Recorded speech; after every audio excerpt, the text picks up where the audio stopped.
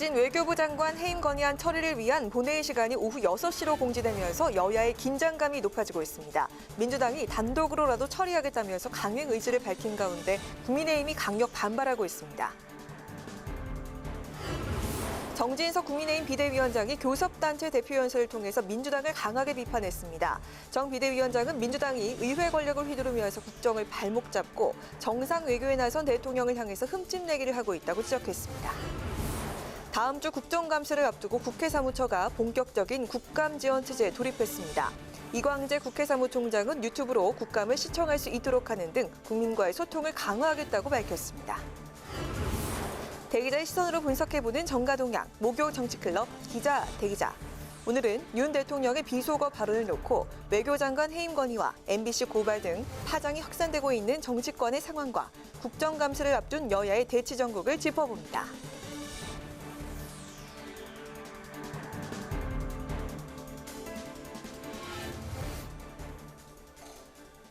여러분 안녕하십니까? 9월 29일 의정종합뉴스 뉴스에 시작하겠습니다.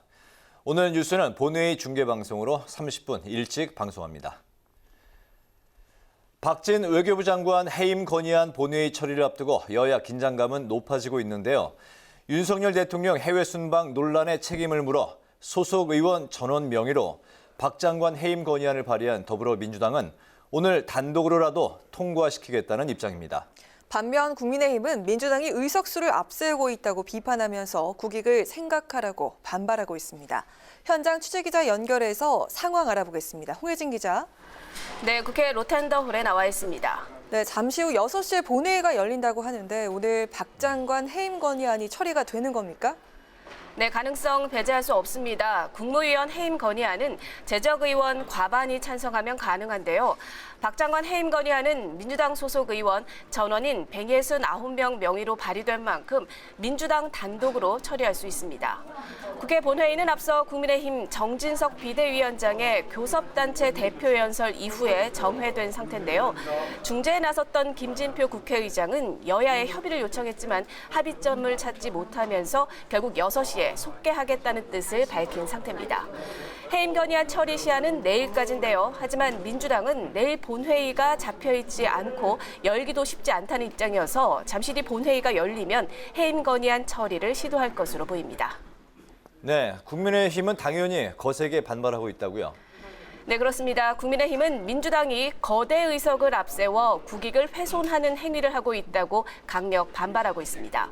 특히 국민의힘은 방한한 카멀라 해리스 미 부통령과의 회동 일정을 소화한 박 장관을 언급하며 해임 건의안은 치열한 외교 현장에 있는 사람에게 칼을 꽂는 일이라고 비판했습니다. 오늘 국회를 찾은 박 장관도 외교마저 정쟁으로 삼아 안타깝다는 입장을 밝히기도 했습니다. 정의당은 표결에 불참하겠다는 뜻을 밝혔는데요. 장혜영 원내수석 부대표는 기자회견을 열고 이번 해외 순방이 참사로 이어진 것은 비속어 파문 때문이라면서 이는 대통령 본인의 잘못인 만큼 대국민 사과를 해야 한다고 촉구했습니다. 네, 홍 기자, 민주당이 단독으로 해임 건의안을 처리한다고 해도 법적 구속력이 없다고 알고 있는데 그런데도 처리 강행 이유가 있는 겁니까? 네, 민주당이 본회의에서 해임 건의안을 처리해도 윤석열 대통령이 거부권을 행사할 수 있습니다. 윤 대통령도 오늘 용산 대통령실 출근길에서 박 장관을 향해 탁월한 능력을 가진 분이라며 사실상 거부권 행사를 시사하는 발언을 내놓기도 했는데요. 하지만 현 정부 첫 장관 해임 건의안이 의결되면 그 자체로 윤 대통령에게는 정치적 부담이 될 수밖에 없습니다. 민주당 입장에선 정부 여당을 향한 압박이 될 수 있기 때문에 처리 강행 의지를 보이고 있습니다. 해임 건의안이 단독 처리된다면 다음 주 국정감사를 앞두고 여야 대치 국면은 더욱 심화될 것으로 보입니다. 지금까지 국회 로텐더홀에서 전해드렸습니다. 어제 더불어민주당 이재명 대표에 이어 오늘은 국민의힘 정진석 비상대책위원장이 국회 교섭단체 대표 연설에 나섰습니다. 정 비대위원장은 민생과 복지를 강조하며 야당의 협치를 통해 민생 논의에 나서자고 강조했는데요. 윤 대통령의 순방 외교 논란과 관련해선 야당과 MBC에 무책임한 국익 자해 행위를 멈추라고 강하게 비판했습니다. 강민지 기자가 보도합니다. 집권 여당으로서 많이 부족했다며 대국민 사죄로 연설을 시작한 국민의힘 정진석 비대위원장. 이번 정기국회를 민생 회복과 정치 회복의 출발점이 되도록 하겠다고 밝혔습니다. 그러면서 문재인 정권 시절을 잃어버린 5년으로 규정하고 민간 중심 경제와 약자 강화 복지로 민생을 챙기겠다고 약속했습니다. 윤석열 정부가 출범한 후 민생과 경제를 살리기 위해 온 힘을 쏟고 있지만 잃어버린 5년의 그림자가 너무 어둡고 짙은 게 사실입니다. 국민의힘은 결코 지난 5년의 실패를 되풀이할 생각이 없습니다. 제1당인 민주당을 향해서는 강한 비판을 쏟아냈습니다. 다수 의석을 무기로 민주당이 정권 교체를 부정하고 입법 독재를 저지르고 있다는 건데 특히 정상외교에 나선 윤석열 대통령에게 마구잡이식 흠집내기를 하고 있다고 비판하면서 이번 순방 성과는 역대 최대 규모라고 강조했습니다. MBC를 향해서는 자막을 조작해 한미동맹을 훼손하려고 했다며 진상을 밝히라고 목소리를 높였습니다. 지금이라도 MBC는 잘못된 보도를 바로잡고 국민 앞에 섰고 대조해야 합니다. 대통령 발언에 없는 미국을 괄호까지 넣어 추가하고 아무리 들어도 찾을 길 없는 바이든을 자막으로 넣은 경위를 명명백백히 밝혀주시기 바랍니다. 정 비대위원장은 박근혜 전 대통령까지 거론하며 이재명 민주당 대표를 둘러싼 사법 리스크도 언급했습니다.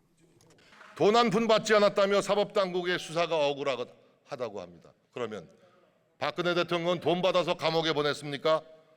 돈 한 푼 받지 않고도 1737일 동안 옥고를 치렀습니다. 야당과의 협치도 중요하다고 강조했는데 이재명 대표가 요구했던 윤 대통령과의 영수회담에 찬성 입장을 밝혔습니다. 또 김진표 국회의장이 제안했던 국회 중진협의회와 민생법안 협의를 위한 민생경제협의체 구성을 제안하며 야당의 협치 동참을 거듭 촉구했습니다. 이 같은 정 비대위원장의 연설에 민주당은 국민의힘이 성난 국민의 마음을 듣고 있는지 되묻지 않을 수 없다며 고달픈 5년을 선언하는 연설 같았다고 혹평했습니다. 국회 방송 강민지입니다. 상원 논란을 불러온 국회 법사위의 체계 자구심사제도, 국회 정치개혁특별위원회가 공청회를 열고 전문가들과 이 부분 개선 방안을 논의했습니다. 민생경제 안정특위는 화물연대 파업으로까지 이어졌던 화물차 안전운임제 입법 쟁점을 점검했습니다. 박지영 기자의 보도입니다. 국회가 법사위의 체계 자구심사제도 손질을 위한 논의에 나섰습니다.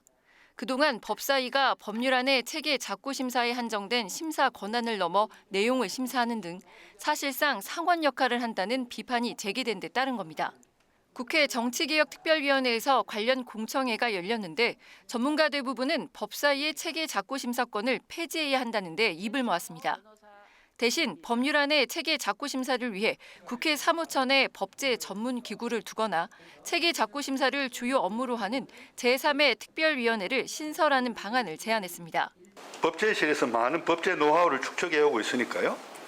국회 사무처 법제실 내에 이러한 체계 자구심사를 전문으로 하는 그런 전문 기구를 두어서 특별위원회라는 제3의 위원회를 통해서 체계자구 심사권을 특히 체계적 심사와 관련돼 가지고 헌법 합치적 법률 그리고 법률 상호 간의 챙예성을 보장하는 또 새로운 기구를 만들기보단 입법 전문가인 국회의원이 직접 책임지는 제도를 확립하자는 주장도 나왔습니다.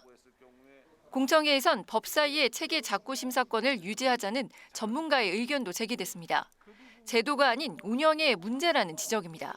여야의 입장이 바뀌고 소수당과 다수당의 입장이 바뀌었을 때 과연 어떠한 주장을 했는지 심사숙고하여 역지사지함으로써 중지를 모으는 자세가 필요하지 않겠는가. 국회 민생경제안정특별위원회는 화물연대 총파업까지 불러일으켰던 화물차 안전운임제를 점검했습니다. 이 자리에서 국토부는 지난 3년간 화물차 안전운임제를 시행한 결과 교통안전 개선 효과는 미흡하다고 평가했습니다. 하지만 야당 의원들은 제도 시행 기간이 짧아 가늠할 수 없다고 반박하며 국토부와 대립각을 세웠고 안전운임제 품목 확대에 대해선 여야가 입장차를 보였습니다.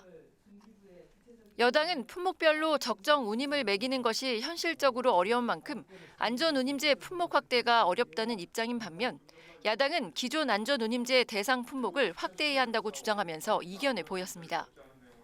안전운임제 일몰제 폐지 여부와 함께 적용 차종과 품목 확대는 앞으로의 화물차 운수사업법 개정안 입법 과정에서 치열한 공방이 예상됩니다.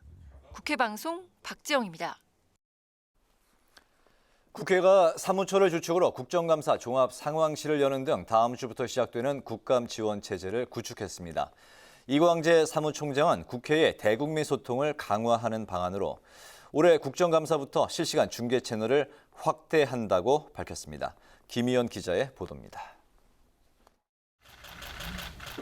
국회 사무처가 국정감사 종합상황실 현판식을 열고 본격적인 국정감사 지원에 나섰습니다. 올해 국정감사는 다음 달 4일부터 20일 동안 진행되는데 사무처는 각 상임위별 감사 진행 상황을 점검하면서 의원들의 국정감사 활동을 적극 지원할 방침입니다. 국회의원들께서 충실한 국정감사가 이루어질 수 있도록 또 국민들이 함께 참여하면서 이 새로운 나라를 위해서 함께 노력하는 그런 새로운 시스템이 되는 국정감사가 됐으면 좋겠습니다. 특히 이 총장은 인류 국회를 만들기 위해 이번 국정감사부터 대국민 소통을 강화하겠다고 강조했습니다. 이제 국회는 국민의 집이 되어야 합니다. 국회의 문턱을 낮추겠습니다. 국민의 삶이 항상 논의될 수 있도록 국민과 국회가 그물망처럼 연결되도록 하겠습니다. 이 총장은 기존 2개의 유튜브 국정감사 생중계를 올해부터 최대 4개로 늘려 국민적 관심이 큰 국정감사는 국회 방송 공식 유튜브나 인터넷 의사중계 시스템을 통해 언제 어디서나 실시간으로 볼 수 있도록 시스템을 확대 구축했습니다. 이와 함께 이른바 위원회 대변인을 지정해 상임위별로 국민 소통을 강화하도록 했습니다. 국회는 한 해에 1,500건가량 열리는 국회의원 세미나도 실시간 중계가 가능하도록 점진적으로 확대해 국회의원 모두의 의정 활동을 국민에게 알리는 데 주력할 계획입니다. 국회 방송 김희연입니다. 국민의힘은 정부가 당장은 어렵더라도 점진적으로 실내 마스크 착용 해제를 검토해 줄 것을 요청했습니다. 국민의힘은 정부와 코로나19 방역 관련 당정 협의회를 갖고 언어 발달 문제를 우려해 우선 유치원과 어린이집, 초등학교의 실내 마스크 해제를 검토해야 한다고 밝혔습니다. 이와 함께 국민의힘은 정부가 입국자 코로나19 PCR 검사를 폐지하고 요양병원 등 요양시설의 면회 허용, 겨울철 독감과 코로나19 동시 유행 차단을 위한 철저한 방역을 요청했습니다. 더불어민주당은 기획재정부가 공공기관의 혁신계획안 제출을 계속 거부한다면 추경호 기재부 장관을 국회법 위반 혐의로 고발하겠다고 밝혔습니다. 민주당 소속의 기획재정위원들은 성명서를 통해서 기재부가 모든 공공기관에 국회 공공기관 혁신계획안 제출 요구에 응하지 말라는 지침을 내린 사실이 확인됐다며 명백한 국회법 위반이라고 지적했습니다.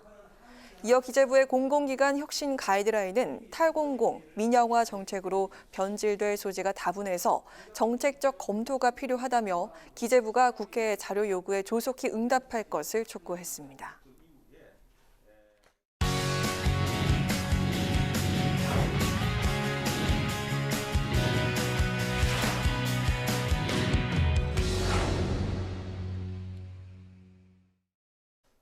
네, 오늘 이슈 분석은 태윤영 기자와 함께합니다. 태 기자 어서 오십시오. 안녕하세요. 네, 잠시 뒤 6시로 예정된 국회 본회의에서 더불어민주당이 박진 외교부 장관 해임 건의안을 단독으로 처리할 것으로 이제 보이는데요. 이제 정의당이 불참 선언을 했기 때문에 먼저 해임 건의안이 발의된 배경부터 살펴볼까요? 네, 민주당 소속 의원 169명 전원 명의로 발의된 이 박진 외교부 장관 해임 건의안은 21대 국회 첫 국무위원회 해임 건의안입니다.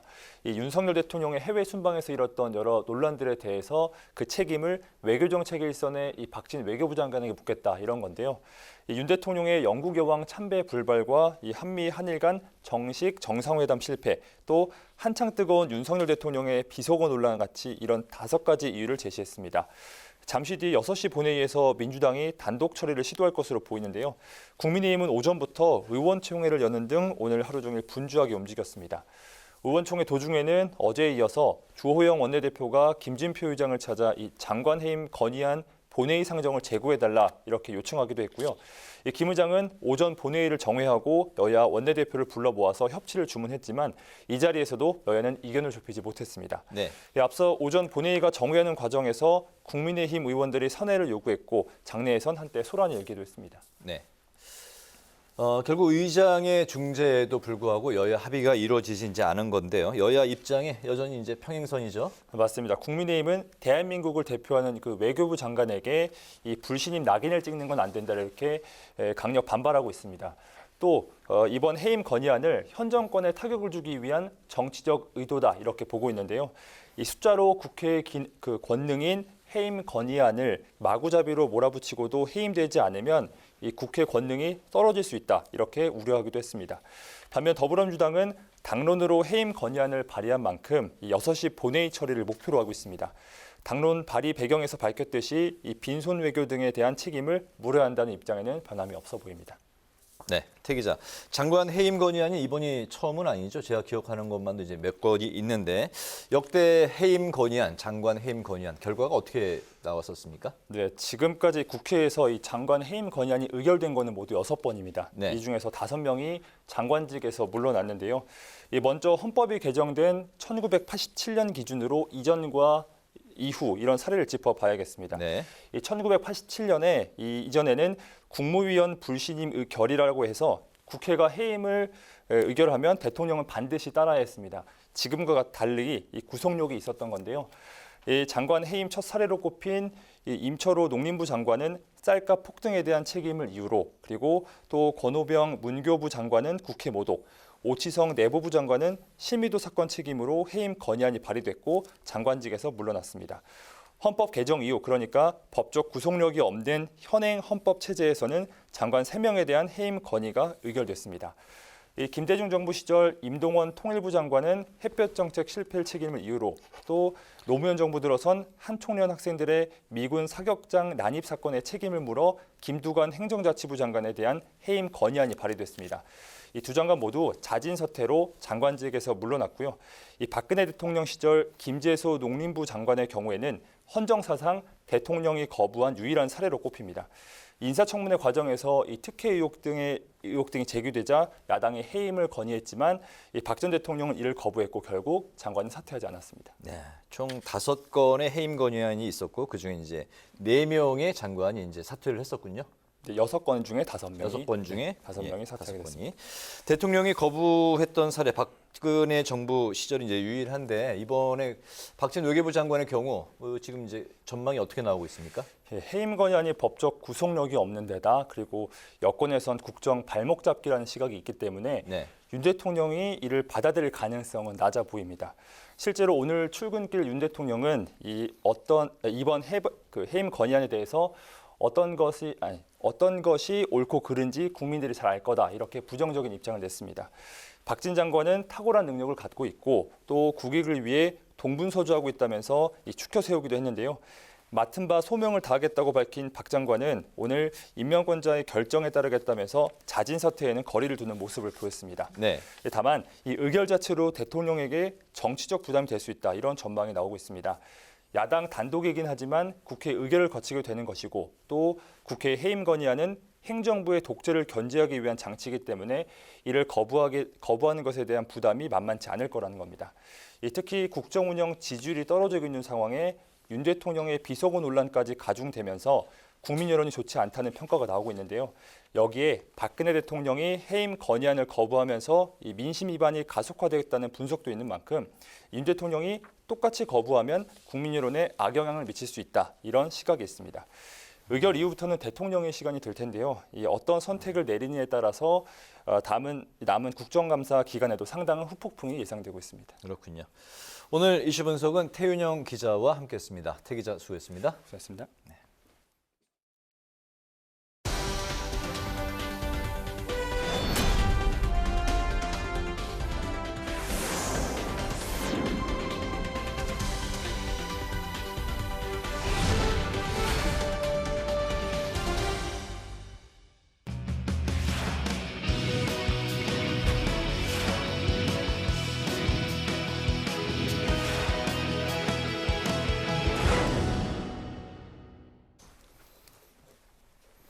네, 이어서 정치권의 동향을 대기자의 시선으로 짚어보는 목요 정치클럽 기자 대기자 시간입니다.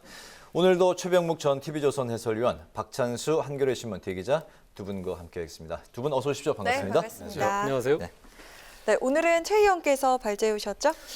네, 조금 전에 이슈 분석에서 말씀을 하신 것 같은데 네. 이제 박진 외교부 장관 해임 건의안 이 문제를 이제 국회에서 지금 여야 간의 여러 가지 이견으로 충돌 상황이 이제 벌어지고 있습니다. 그래서 이 문제와 관련해서 이제 윤석열 대통령의 발언까지 그래서 여야 간 전면전 전방위로 여야 대치 전선이 확산되고 있다. 이 문제를 알아보겠습니다. 네.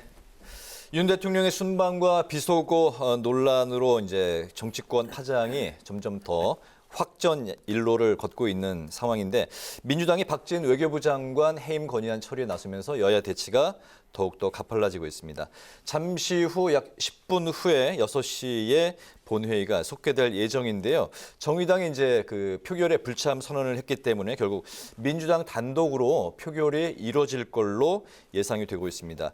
만약 여기에서 가결이 되더라도 강제성이 없기 때문에 이 해임 건의안을 민주당이 밀어붙인 속내가 과연 어떤 것이냐를 둘러싸고 여러 가지 해석이 나오고 있습니다. 먼저 최 의원께 먼저 여쭤볼까요? 잘 아시다시피 사실 민주당으로서는 이걸 윤석열 대통령이 받아들이지 않을 경우에는 효과는 없습니다. 근데 받아들이지 않을 것이 거의 명확해졌죠. 오늘 아침 출근길 문답에서.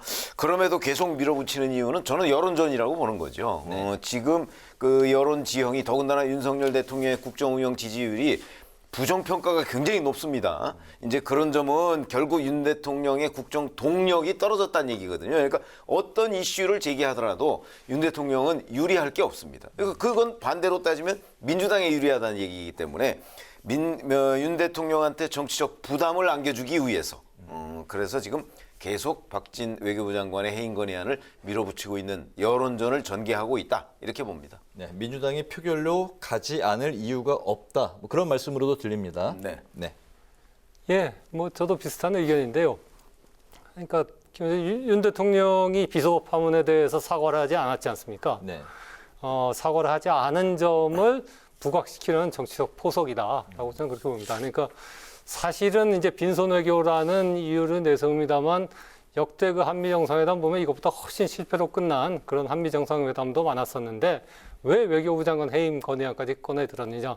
지금 굉장히 국내에서 핫하게 지금 타오르고 있는 비속어 파문에 대해서 윤 대통령이 사과에 거부하니까 결국 대통령이 사과하면 될 일을 대통령이 사과 안 해갖고 외교부 장관 해임 건의까지 하게 만드느냐?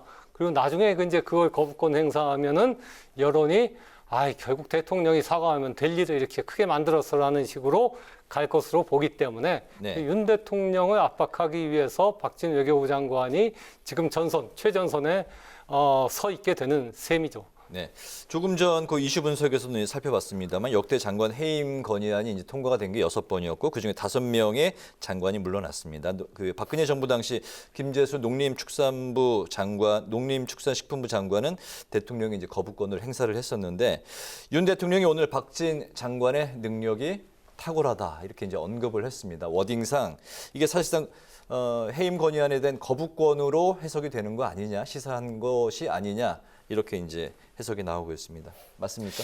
사실 우리가 그 거부권이라고 표현을 하는 거는 좀 적절한 표현은 아닌 것 같아요. 그러니까 해임 건의를 국회에서 했는데 그걸 받아들이지 않는 거죠. 그 거부권이라고 하기에는 좀 그렇고 저는 오늘 아침에 얘기한 걸 보면 명백하게 이거는 받아들이지 않겠다 하는 걸 좀 표시했다고 봅니다. 그러니까 아마 잠시 뒤에 민주당 단독으로 국회에서 표결을 하더라도 그에 대한 정치적 부담, 민주당은 그런 걸 상당히 기대하고 있을지 모르겠으나 윤석열 대통령은 이미 입장을 표명했기 때문에 아마 그 부분은 받아들이지 않을 것이다. 그냥 시사 정도가 아니고 저는 명확히 했다 이렇게 보입니다. 명확히 입장 표명을 한 것이다. 예, 저도 받아들이지 않을 걸로 봅니다. 그러니까 오늘 아침에 발언도 있고 사실 또 이거를 받아들여 버리면요 오히려 모양이 우스워지는 건 윤 대통령이가 이렇게 문제가 커진 이유가 윤 대통령 본인이 사과를 안 했기 때문인데 본인은 사과를 안 하고 장관이 날아가니까 그걸 대통령이 수용하느냐 굉장히 비겁한 대통령이 되는 거죠. 그러니까 당연히 윤 대통령은 거부를 할 거고요. 문제는 거부를 했을 경우에 그 정치적 부담은 어쩌면 대통령은 질 수밖에 없습니다. 왜냐하면 어쨌든 지금 그 이 외교적 실수 그리고 비속어 파문에 대한 국민 여론은 굉장히 좀 좋지가 않은 상황인데 이런 상황에서 국회가 제기한 해임 건의를 대통령이 거부한 거는 어쨌든 그 부담은 질 수밖에 없고 이제까지 보면은 아까 이제까지 6번의 네. 그 해임 건의안이 있었는데 5번은 수용했거든요. 그 5번이 다 정치적 이유로 그 제기가 된 거거든요. 제가 그 임동원 통일부 장관이 DJ 때 해임 건의안 올라왔을 때 제가 청와대 출입해하고 직접 봤었는데 그때 정치적 이유로 이렇게 제기가 됐던 건데 그러면 대통령이 받아들인 거는 국회의 결정을 존중한다라는 그러한 그 어떤 협치의 자세를 보이기 위해서 받아들였던 건데 이번에 윤 대통령이 받아들이지 않으면 지금 지지율도 낮은데 굉장히 좀 국회하고 이렇게 또 이렇게 대립을 하려고 그러는구나 하는 그런 쪽으로 이렇게 여론이 흐를 가능성이 저는 상당히 있다고 봅니다. 네네. 네, 대통령실과 여당은요, 이번 논란의 본질이 자막 조작과 편파 보도로 인한 국격 훼손에 있다고 말을 하고 있습니다. 그래서 어제 MBC를 항의 방문했고 오늘은 대검의 MBC 취재진을 고발을 했는데요. 이걸로 국면 전환이 가능하다고 보십니까? 저는 뭐 국면 전환이 이걸로 가능할 거라고 보기보다는 어쨌든 지금 지지층을 결집해야겠다. 그러니까 이번 사태의 본질이 대통령의 비속어 파문이 아니라 그 이른바 좌파 언론과 야당이 결탁해갖고 보수 정부를 흔들고 있는 것이다. 과거 이명박 정부의 광우병 사태처럼 또 다른 어떤 선동과 조작을 하고 있다라는 점을 계속 과시함으로써 자기 지지층, 즉 보수 지지층을 좀 결집해갖고서 지금의 좀 어려움을 뚫고 나가려는 생각이다라고 그렇게 보여집니다. 정원 유착 프레임이요? 예. 네네. 그렇죠. 아니 이번 그 윤석열 대통령의 발언은 딱 그 정확하게 얘기하면 두 가지입니다. 첫째 비속어, 그다음에 바이든 이런 거죠. 근데 아마 비속어 부분과 관련해서 윤석열 대통령은 사과할 생각이 있을 거예요. 근데 이제 문제는 이걸 사과해 버리면 바이든이라는 자막을 MBC에서 달았던 부분까지도 한꺼번에 무슨 도매금으로 넘어가는 듯한 인상을 봤거든요. 네. 본인이 아마 그거는 참을 수 없는 것 같아요. 그러니까 이 부분을 먼저 규명한 다음에 그 다음에 뭐 사과 여부를 검토하겠다 이런 입장으로 보입니다. 네네. 근데 이제 전현직 원로 정치인 예를 들면 이제 유인태, 이재호 이제 이런 분들이 이제 언론에 나와서 말씀하시는 걸 들어보면 윤 대통령의 사과나 이제 그 입장 표명, 유감 표명이 한마디면 사실 끝났을 해프닝이 지난주에 끝났을 때 지금 이렇게까지 일을 키웠다 이렇게 좀 비판의 목소리를 이제 내고 있습니다. 그리고 이제 윤 대통령이 비속어와 관련해서도 지금 이제 침묵하고 있는 상황인데 두 분은 그 이유가 이제 뭐라고 보시는지 그리고 이후에라도 윤 대통령이 대국민 메시지나 유감 표명을 할 수 있을 것인지 물론 이제 그 대통령실과 윤 대통령은 선 진상 규명 후 사과다 이제 이런 입장이 나오고 있는데요. 과연 이 대국민 메시지 유감 표명 나올 그 가능성이 있습니까? 어떻게 보십니까? 그러니까 아까 말씀드렸듯이 바로 비속어와 바이든 부분이 있잖아요. 네. 그러면 지금 대통령실의 입장, 특히 윤 대통령의 입장은 이 바이든 부분에 관한 진상 규명을 먼저 하고 나서 그래서 그 다음에 이제 비속어 부분을 뭐 사과를 하더라도 하겠다 이런 걸로 보여요. 이건 선후 관계고 어찌 보면 선택의 문제죠. 그런 관점에서 본다면 이 비속어 파문을 일정 기간 끌고 가는 데에 대한 정치적 부담은 본인이 지겠다는 거거든요, 지금. 네. 그러나 적어도 바이든이라는 그 소리가 없었는데 사실 제일 잘 알 거 아니겠습니까? 뭐 했는지 안 했는지는. 그러니까 없었는데 기억이 안 난다고 그러는 것 같은데요. 아니 기억 안 나는 거는 비속어 부분이고 네. 바이든이라고 하는 부분은 안 했다고 얘기를 했다는 거 아니에요? 그러면은 이 부분을 진상규명을 정확하게 해서 책임 소재를 먼저 밝히겠다. 그러면 여론도 좀 바뀌지 않을까 이런 기대가 있는 것으로 보입니다. 네. 네, 뭐 저는 뭐 조금 다르게 보는데 오늘 아침에 그 민주당 조홍천 의원도 검사 출신이지 않습니까? 조홍천 의원이 그 라디오에 나와서 한 얘기가 있습니다. 검사 생활 한 10년 하면은 이 XX 저 XX가 입에 붙는다. 그러니까 그게 일상적인 것이다라고 얘기했거든요.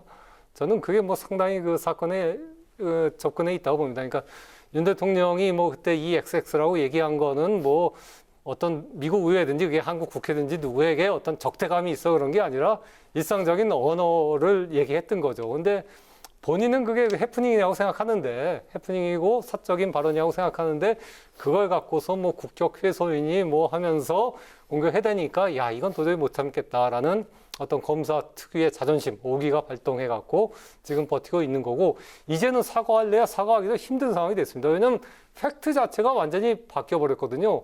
일단 EXX라는 거를 김은혜 홍보수석은 인정했다가 그 뒤에 대통령실은 그것도 하지 않았다고 부인해버렸거든요. 바이든은 물론이고요. 그러니까 이제 와갖고 대통령이 다시 뭐를 사과해야 되는지, 어떤 내용을 바꿔야 되는지도 굉장히 불분명한 상태입니다. 그러니까 사과하기도 굉장히 쉽지가 않고, 지금으로서는 뭐 대통령은 계속 하면서 진상규명을 외치면서 전선을 확대할 것이다. 그리고 이렇게 전선을 확대함으로써 아예 이참에 MBC와 같은 어떤 방송들의 지금 경영진이 다 문재인 정부 때 이제 임명된 경영진이 뭐 MBC, KBS, YTN 다 있는데요. 이런 방송에서의 어떤 이른바 코드가 맞지 않는 기원장들을 좀 바꿔버리자라는 그런 그 어떤 시나리오까지도 그 윤석열 정부 내부에서는 작동을 하고 있는 것이라고 저는 그렇게 생각을 합니다. 네. 네, 어제 오늘 진행이 된 교섭단체 대표 연설도 여야 신경전이 이어졌는데요. 어제 첫 교섭단체 연설 데뷔전에 나선 이재명 대표가 기본만 28번을 언급하면서 기본사를 강조했고, 또 4년 중임제 개헌도 제안을 했습니다. 그리고 오늘 연설에 나선 정진석 비대위원장은 정치 정상화의 방점을 찍고 민생과 경제를 강조했는데, 이렇게 여야의 대표 연설 주목할 부분이 있었는지 들어볼까요? 저는 뭐 가장 눈에 띄었던 게 이재명 대표가 그 개헌, 2024년 총선 치를 때 개헌을 공약으로 걸겠다. 그리고 4년 중임제 개헌을 하자라고 얘기한 게 가장 눈에 띄었는데요. 아마 충분히 그 가능성이 있는 얘기인데, 문제는 이건 상당히 그 토론과 좀 논쟁이 필요한 부분이 아닌가. 그러니까 지금 문제가 되는 게 제왕적 대통령제 폐해인데, 지금 윤석열 대통령에게 가해지는 수많은 비판도 그거 아닙니까? 대통령이 모든 거 왜 자기 힘대로, 자기 마음대로 하려고 그러느냐. 의회도 존중하고, 뭐 시민사회단체도 대화를 하고 그래야 되는데 자기 마음대로 한다라는 건데, 이런 그 어떤 제왕적 대통령제의 폐해라는 게 과연 그 4년 중임제 개헌으로서 해결될 수 있는 것인지, 4년 중임제 개헌으로는 지금 대통령제에서 제기되는 문제점들을 잘 해결하기가 쉽지가 않을 것 같거든요. 따라서 과연 그 4년 중임제 개헌이란 건 아마 화두가 곧바로 이렇게 앞으로 우리 정치에서 이제 본격적으로 무리로 솟아오를 텐데, 그 방향이 4년 중임제일지 아니면 진짜 의원 내각제적 요소를 가미하는 이원 집정제일지, 아마 그런 부분들에 대한 논란들이 앞으로 이재명 대표의 발언을 계기로 해갖고 국회 내 그리고 국회 밖에서 굉장히 좀 분출될 가능성이 있다라고 생각을 합니다. 네. 그렇죠. 아니 바로 지금 말씀하신 것처럼 이 개헌 논의는요. 사실 이게 왜 과거에 블랙홀이라는 표현을 많이 쓰잖아요. 시작이 되면 자 그다음부터 권력 구조를 어떻게 가져갈 것인지, 뭐 기본권 문제는 어떻게 해결할 것인지, 거기에 예를 들어서 지금 검경 수사권 조정, 공수처 뭐 등등 해가지고 조항 하나하나마다 전부 다 여야가 아마 첨예하게 대립하고, 여야뿐만 아니고 학자들 간에도 이 문제에 관해서 논란이 있을 거예요. 그만큼 이 논쟁은 처음에 시작을 하면 끝을 보기가 어려울 정도입니다. 그렇기 때문에 저는 이 개헌 논의를 지금 윤석열 정부 임기 초반에 야당에서 먼저 제기를 했다는 거는 어찌 보면 국면, 지금 현재 사실 이재명 대표 수사 국면 아니겠습니까? 이런 국면을 전환하려는 정치적 의도가 더 있다고 보고요. 실제 개헌 논의까지 가지 않을 거라고 저는 보거든요. 왜냐하면 여당에서 호응하기가 어려워요. 이런 부분은. 왜냐하면 다른 모든 이슈가 다 여기로 빨려 들어갈 것이기 때문에, 그런 관점에서 본다면 그 이재명 대표의 이 문제는 주목은 끌지만 그 의도에 대해서 여당은 의심할 수 있을 것이다. 이렇게 보고요. 정진석 비대위원장의 그 교섭단체 대표 연설을 보면 MBC 문제에 대해 굉장히 집중한 것처럼 느껴져요. 근데 사실은 교섭단체 대표 연설이 가지고 있는 상징성을 감안하면 그 어떤 특정 언론과의 갈등, 뭐 이런 부분은 집권 여당의 대표로서 그렇게 적절해 보이지는 않는다. 이런 말씀을 드리겠습니다. 네, 이제 마지막으로 두 분의 한 줄 논평 듣고 마무리하도록 하겠습니다. 오늘은 박 기자님 먼저 들어볼까요? 예, 지금 비속어 파문이 결국 그 박진 외교부 장관 해임 건의안 표결까지 확산이 됐는데요. 이런 와중에서 지금 잊혀지고 있는 게 바로 경제와 민생 아닙니까? 지금 환율은 원달러 환율은 계속 폭등하고 주식시장은 폭락하고 있는데 그런 부분들에 대한 관심 대통령실은 물론이고 정부는 물론이고 국회의 관심도 완전히 사라진 것 같아갖고 제 오늘 한 줄 논평은 실종된 경제를 찾습니다. 네. 어제 이재명 대표의 연설, 오늘 정진석 비대위원장의 연설을 보면 사실은 여야가 아주 대척점에 서 있는 논쟁적인 주제들이 굉장히 많아요. 네. 그거는 결국은 사실은 지금 대통령은 이제 국민의힘의 윤석열 후보가 됐고, 근데 문제는 제1야당의 대표가 바로 대선에서 경쟁했던 이재명 후보가 제1야당의 대표였다는 점이 저는 크게 작용하고 있다고 보거든요. 그래서 모든 주제가 거의 대선 때하고 비슷해요. 그래서 오늘 한 줄 논평은 대선 연장전 전국 이렇게 하겠습니다. 알겠습니다. 오늘 목요 정치클럽 기자 대기자 이제 마칠 시간이 됐는데 오늘은 국정감사를 앞둔 여야의 대치 전국 상황을 중심으로 지금까지 최병묵 전 TV조선 해설위원, 박찬수 한겨레신문 대기자 두 분과 함께했습니다. 오늘 고맙습니다. 고맙습니다. 네, 고맙습니다. 네, 저희는 뉴스에는요 본회의 중계방송 관계로 여기서 바로 인사드리도록 하겠습니다. 시청해주신 여러분 고맙습니다.